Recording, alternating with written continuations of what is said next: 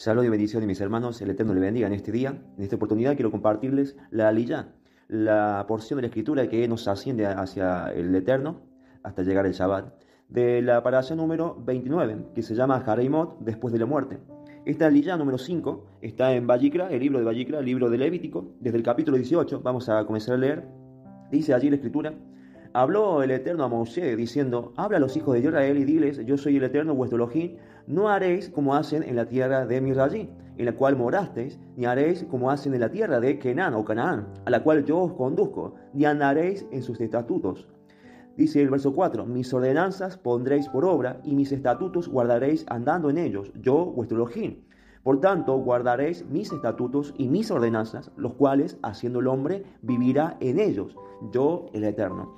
Bien, aquí vamos a ver esta diferencia que hace el Eterno con respecto a lo que viven en aquel entonces, ¿no? Las demás naciones, que tienen que ver con el pueblo de Kenán o Canaán, recordando también que Canaán había sido maldito por Noah, y al igual que su descendencia, los hijos de Canaán, ¿no es cierto? Aquel pueblo que estaba ocupando aquellas tierras, aquel territorio en aquel entonces. Entonces esos pueblos se paganizaron, obviamente eran paganos. Paganos quiere decir que tenían cultura, ritos que estaban fuera de los estándares del Eterno. Los estándares morales, éticos, aquellas costumbres paganas no eran bien vistas por el Eterno, él las aborrecía, por lo cual a su pueblo, al cual él apartó desde el pueblo de Mirrayim, los cuales rescató, redimió, los compró. Él dice: ustedes ahora me pertenecen, ustedes hoy en día no van a ser como estas demás naciones. Y recordando también lo que hacían aquellas naciones, como por ejemplo entregar a sus hijos a Moloch, ese dios pagano. Los hijos lo entregaban al fuego para que ardieran en ellos y los entregaban vivos. Esas clases de práctica tenían en aquel entonces. Y por supuesto, hasta el día de hoy, en lo oculto, ya no tan oculto, pero aquel que pueda discernir entre estas cosas, entre esas cosas que pasaron en ese entonces y hoy, lo que sucede tras vestidores, ¿no es cierto?, tras el poder, tras la política, etcétera, podemos también discernir que sigue existiendo esta clase de costumbre, ¿no?, tan aberrante para el Eterno. Pero bueno, lo que aquí está diciendo la palabra, o el mismo Eterno, dice que ahora ustedes me pertenecen, le pertenecemos a Él, y no haremos ya lo que hacen estos pueblos, por más que convivan en ese mismo territorio, por más que tengamos que nosotros convivir en este sistema que está cada vez más en declive, que se hunde más en los deseos de la carne. Convivimos con todo esto. Entonces el Eterno nos dice: ustedes no harán así, ustedes harán la diferencia, serán otro tipo de personas. Y nos dice allí, por supuesto, que obedeciendo a la Torah, obedeciendo a sus mandamientos, obtendremos vida. Esa vida que Él nos da, esa vida abundante, esa vida tiene que ver con esta realidad que estamos viviendo en este plano físico, por supuesto, porque Él nos da vida, ¿no es cierto? Y esto, abro paréntesis aquí, ¿no es cierto? Cuando nos preguntan, no sé si han tenido la oportunidad de que le hayan preguntado qué hay después de la muerte, ¿verdad? Lo que debemos responder, creo yo, es decirle: ¿y tú estás vivo o estás muerto?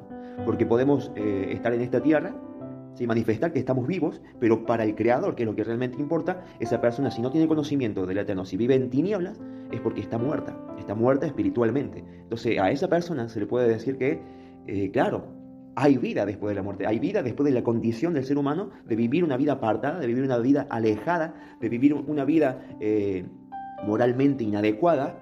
Es porque está viviendo en muerte, en tinieblas, en oscuridad. Y por supuesto, para esa persona hay esperanza para que viva en este tiempo, para que viva, en este plano físico, y también en un reino venidero, ¿sí? El Olam Jabá se le dice, el reino venidero, la vida venidera, la que ha de venir.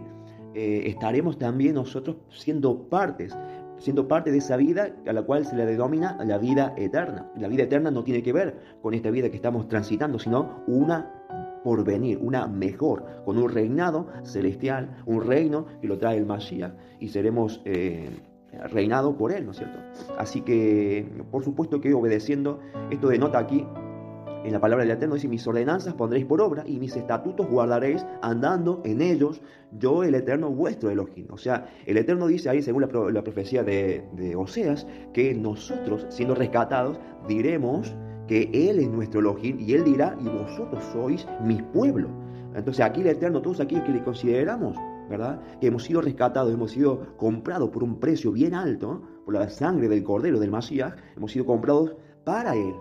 para Él. Como está escrito también, que todo fue creado por Él y para Él, ¿sí? Hablando del Mashiach, entonces somos de Él y Él es vuestro Elohim, Él es nuestro Elohim. Así que dice el 5, por tanto guardaréis mis estatutos y mis ordenanzas, las cuales haciendo el hombre vivirá en ellos. En otra traducción dice, vivirá por ellos, yo el Eterno. Esto está escrito en Gálatas también, pero si hacemos una correcta...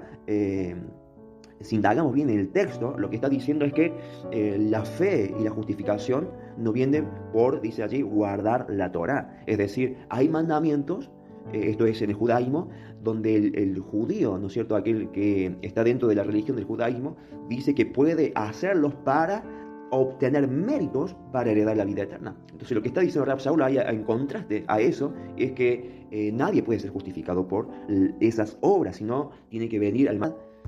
Como está escrito en Romanos capítulo 10, verso 4, que el fin de la Torah es el Mashiach. Lo que está queriendo decir ahí es que la fidelidad, o sea, la Torah, el propósito de la Torah es llevarnos al Mashiach, es parecernos al Mashiach. Entonces el objetivo es el Mashiach, es llegar a ser como Él. Por eso está la Torah que nos marca este rumbo, ese camino. Así que lo que está diciendo aquí con respecto a que si guardásemos los estatutos y sus ordenanzas, los cuales haciendo el hombre, o sea, todo hombre, no importa aquí el rango, el poder, la autoridad. O sea, todo hombre que lo desea, que se lo propone, que se dispone a guardar los mandamientos, los estatutos del Eterno, dice que el tal hombre vivirá por esos mandamientos, vivirá por ellos. El Eterno, fino ahí, yo el Eterno. Entonces, queda marcado entonces que el Eterno está demostrando aquí, está haciéndonos ver que nuestra conducta queda sujeta a lo que seguimos. Es decir, si yo elijo seguir la costumbre, la cultura, no sé, los hábitos que tienen estos pueblos que no creen en el Eterno, que no, no llegan a entender cuáles son los estándares que el Eterno tiene para su pueblo, por lo cual hace lo que desea. Entonces, si seguimos esa clase, de corriente, nuestra conducta cambia, ¿sí? Y nos alejamos, obviamente, del Creador y vamos a asimilarnos a lo que esta corriente de pensamiento quiere que hagamos. Entonces, y como está completamente alejada del Eterno, de los planes del Eterno, de los designios del Eterno, y allí es donde nuestra vida empieza a morir, donde nos alejamos del Eterno, porque la muerte es la separación también, nos alejamos del Eterno por esas prácticas. Entonces lo que el Eterno está diciendo aquí, que la Torá también es lo que marca la conducta de cada uno de nosotros. ¿Cuál debemos seguir? El Eterno está diciendo, si tú eres mi pueblo, y si yo soy tu Elohim, tú seguirás lo que yo te he mandado que sigas. Bien, acá vamos a entrar a un tema también muy importante. El verso 6 dice, ningún varón se llegue a parienta próxima alguna para descubrir su desnudez, yo el Eterno. Vamos a esclarecer este tema, vamos a ver qué significa desnudez, qué quiere decir también, en los conceptos hebreos, en la raíz hebrea. Y para esto vamos a ir a la raíz de la palabra. Por ejemplo, desnudez significa, o es la palabra herba en hebreo, que significa cuerpo desnudo. Esta palabrita, según el contexto, por ejemplo, aquí nos habla de descubrir. La palabra descubrir es galá en hebreo y significa desnudar. Esto nos lleva casi como automático a esa narración. En capítulo 9, verso 20 en adelante, vamos a leer lo que sucedió con Noah. ¿Qué sucedió con él? Dice, después comenzó Noah a labrar la tierra y plantó una viña, y bebió del vino y se embriagó, y estaba descubierto. Ahí está la palabra descubierto, que es galá en hebreo, que es desnudar, ¿sí? Y dice, y estaba descubierto en medio de su tienda. Y Cam, padre de Canaán, vio la desnudez, o sea, él vio, observó, contempló, vio la desnudez, dice ahí la palabra desnudez, es herba, el cuerpo desnudo, de su padre, y lo dijo a sus 12 hermanos que estaban fuera. Entonces, vamos a traer esto a colación, porque aquí la palabra, lo que nos habla Levítico, utiliza estos dos términos, utiliza la palabra tanto descubrir como desnudez, que aparece en muchos otros versículos también, pero es también muy notorio el poder conectar esto, ¿no es cierto? Porque también vamos a leer, por ejemplo, en Vayikra, Levítico, capítulo 20, verso 11, dice, y cualquiera que se echare con la mujer de su padre, la desnudez de su padre descubrió. Ambos han de ser muertos, su sangre será sobre ellos. Entonces vemos allí una conexión también, que en la escritura, aquí la desnudez de su padre también habla de la pareja, habla de la esposa de su padre, habla de la mujer de su padre. Entonces, de alguna manera si conectamos, cuando nos dice allí, el verso 7, por ejemplo, de Vayikra, que está en el capítulo 18, verso 7 dice, la desnudez de tu padre o la desnudez de tu madre no descubrirás, tu madre es, no descubrirás su desnudez. El verso 8 dice, la desnudez de la mujer de tu padre no descubrirás, es la desnudez de tu padre. Entonces, cuando se habla de la desnudez del padre, se podría estar hablando también intrínsecamente de la desnudez de la mujer, de la madre.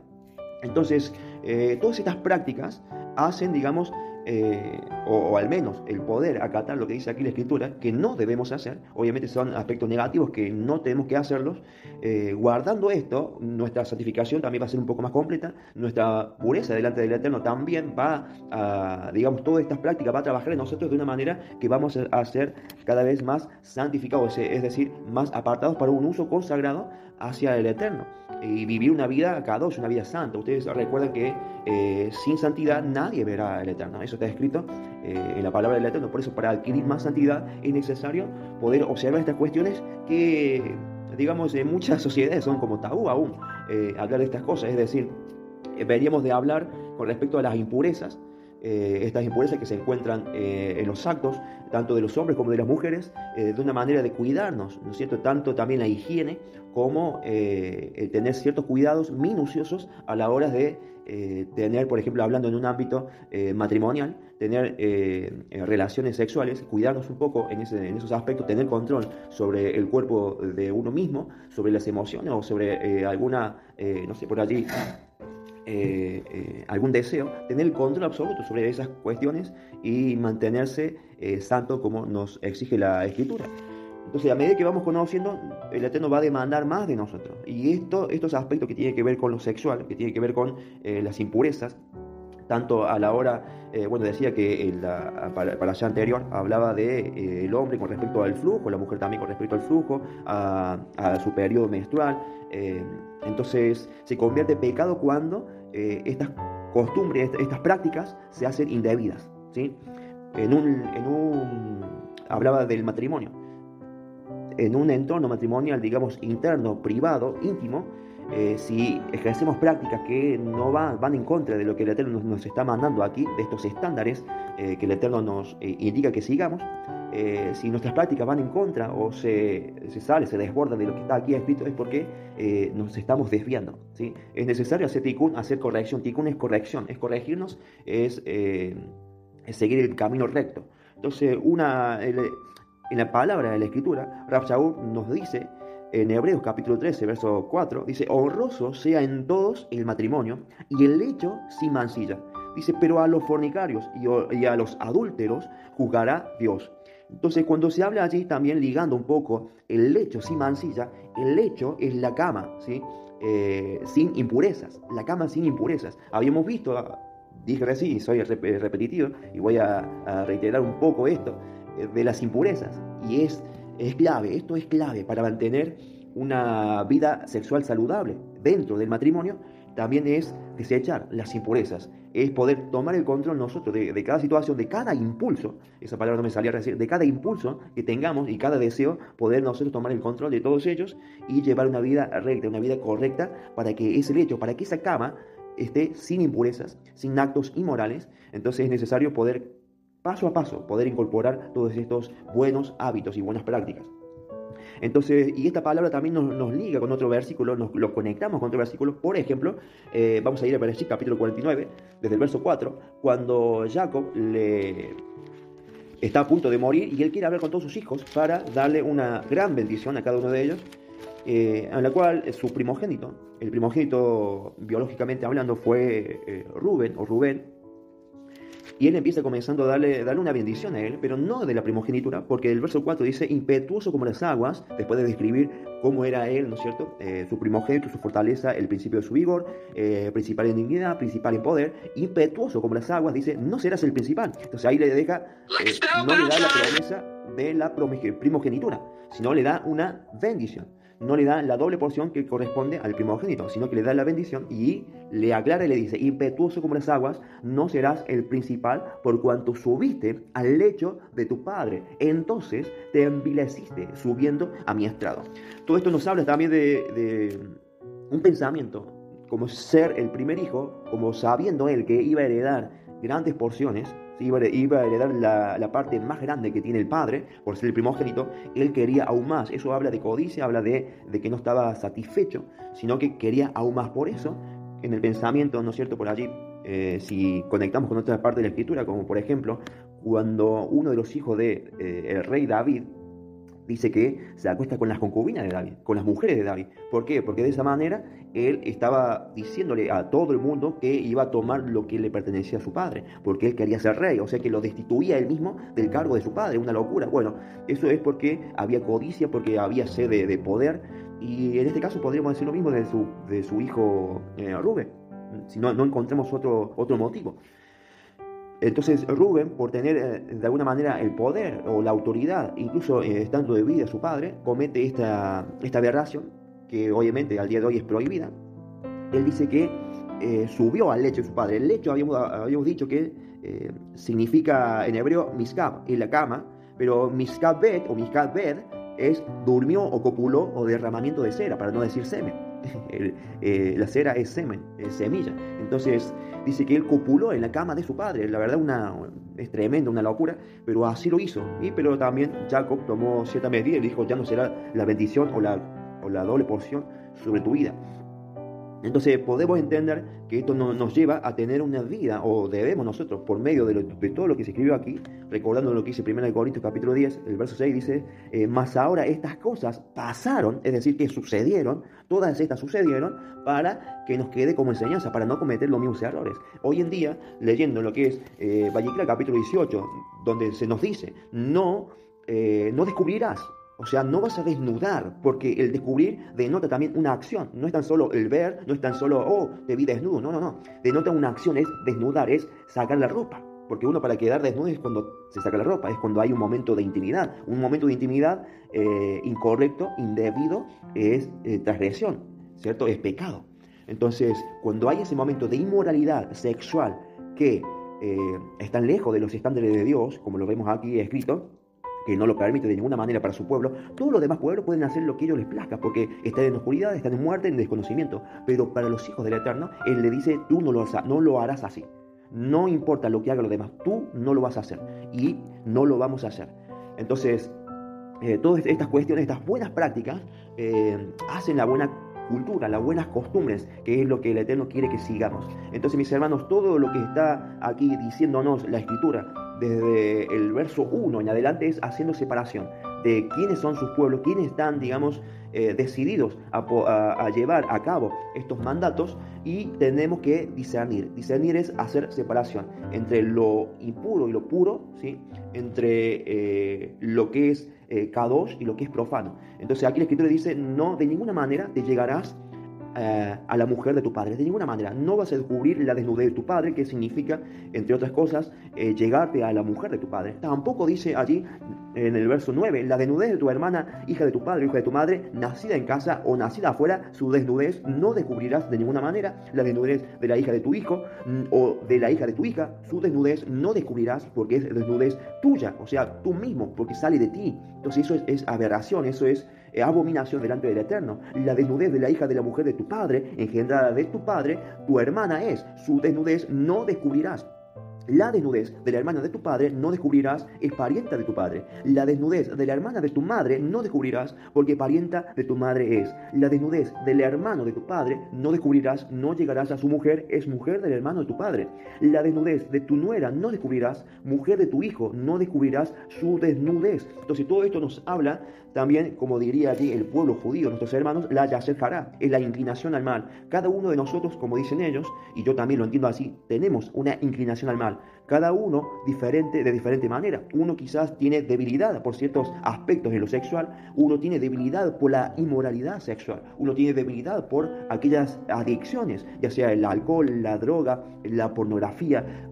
Algunos tienen debilidad por otras mujeres. Eso es yaser hará. No hay que darle lugar a la inclinación al mal. Por eso está escrito estas cosas, para que nos reflejemos en ella, para que veamos cuál es nuestra condición, para que todo lo que esté mal en nosotros salga, aflore hacia afuera, podamos identificarlo y podamos luchar. Ahora sí, identificando cuál es nuestro adversario, poder luchar diariamente, día tras día, por sacar eso fuera y mantener nuestra santidad. Hacer cada vez de nuestra santidad un lugar más ancho, un lugar para que habite la santidad de nosotros, para manejarnos o para caminar erguidos, para ser sadik, para ser kadosh, para no tener nada de qué avergonzarnos, para no tener manchas ni arrugas delante del Creador. Bueno, mis hermanos, esto ha sido todo y espero por el favor del Eterno, por la rajem, por la misericordia, por su compasión, que puedan guardar estas palabras y sean bendecidos, mis hermanos. Shalom.